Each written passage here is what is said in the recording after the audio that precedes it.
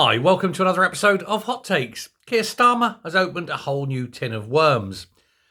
Having offered public services a whole 2.8% pay rise, which they've already rejected and are already talking about strike action for which he will be unable to deal.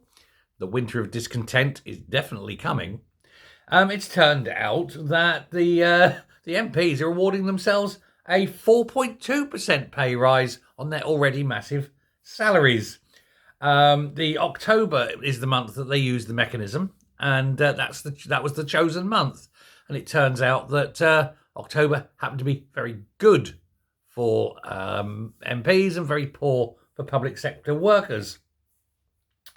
Now, that's to say, this 4.2% that they're giving themselves, that's also after the 5.5% they've just had. So it's actually getting on for a 10% rise this year.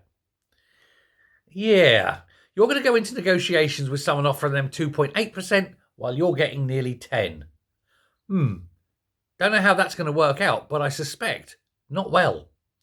IPSA, which is the people that do this, the Independent Payment Authority, they were given control of politicians' salaries after the credit crunch back in 2008. And the watchdog has always linked it to specific ONS figures each year, which they, very, very complex algorithm that they work out. But strangely, it's always worked out rather well for politicians. They've never, in fact, had a below inflation pay rise, even though that is what they consistently push on other people.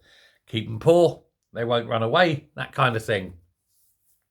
Anyway, this body, IPSA, have reserved the right, I think is the term, to alter it and to apply skewing to the numbers to try and fix any abnormalities. But although they have that right, they have never used it. And so, yes, a nice little 10% pay rise for the House of Commons.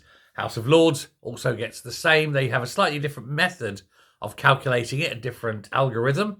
But strangely enough, it comes out at more or less the same rate. Odd, isn't it? But teachers, dentists, nurses, people who clean the wards, everyone like that, anyone who's a public sector worker who hasn't already been given a big pay rise, such as junior doctors, 22%, are going to be offered this 2.8. And as I say, it's universally rejected. There is going to be a fresh wave of strikes or threatened strikes or ballots for strikes. And never having had rejection like this before, never having had to deal with ordinary people before, Keir Starmer won't know what to do, because that's what this is. This will be workers. This will be ordinary people saying no to him. That can't work. That's wrong, isn't it? In his little mind? No, the plebs must obey me. The plebs must be grateful for their tiny pay rise that I'm so generously offering them. How dare the plebs say no to me? Because that's basically how he thinks. Now, Downing Street are insisting that bigger pay rises are only possible if productivity improves. But how do you improve productivity of a hospital? It's very difficult. You can't treat more patients if you don't have the staff. And if you're not putting the money in, you're not going to get the staff. And you're not going to attract more people anyway until you give them a pay rise. It's all circular logic, isn't it? So nobody knows how that one's going to do. But real terms pay rises haven't actually been done in the NHS for years. The nurses definitely want a real term rise going back 10 years. Now, this is going to come out at something like a 22%, 23%, slightly higher than the doctors got. And, of course, Keir Starmer's shitting himself. He can't afford that. He's got billions to give away abroad. How can he possibly spend it in this country if he's spending it abroad, you know? So he doesn't know what to do. This is the trouble. The man is so divorced from humanity that he's literally at a loss. He does not understand the needs and requirements of ordinary people. He loathes ordinary people. I mean, we've seen this time again when he goes out into the world. And he always looks dead straight ahead when he walks. And the eyes don't even look sideways. He goes, look, concentrate, that's where I've got to go. Don't look, don't engage. Don't blink. Don't even blink. You know, he is the Starmer Droid 4000. Must complete mission. Must destroy Britain. Yes, sure, people will go hungry. People will die. People will lose their homes. But must destroy Britain.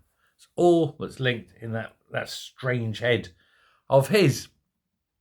Now, by law, it appears that IPSA, this body, must review MPs' pay in the first year of each new parliament, and then apply those pay rises and then work them out for each subsequent year going forward. And so, whilst this has happened this year because it's a new parliament, the previous pay rise came because that was part of the agreement on the last parliament. So it just worked out nicely, didn't it? Worked out nicely for them. 10% in a year, while offering them 2.8 to everyone else. Now, I think Starmer is going to face this winter. He's going into this winter. And once the strikes start happening, once the teachers go out, once the nurses work to rule, once the police work to rule, once the police staff walk out, and so on and so forth.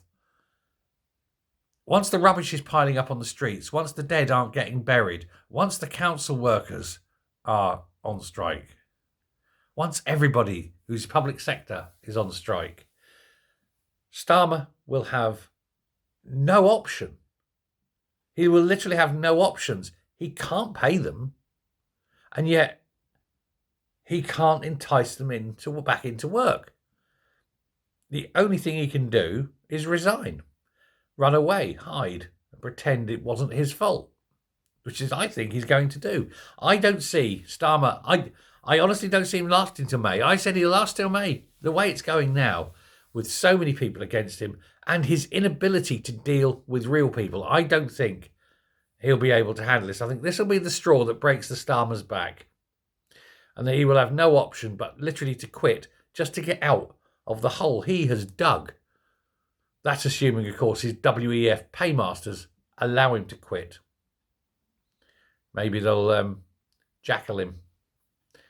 Who knows? It'll be interesting to see. I wouldn't put it past them. They're a ruthless bunch. But then who takes over? Rayner? Gold. Anyway, let me know what you think. Till next time, stay safe, stay well, and I'll speak to you later.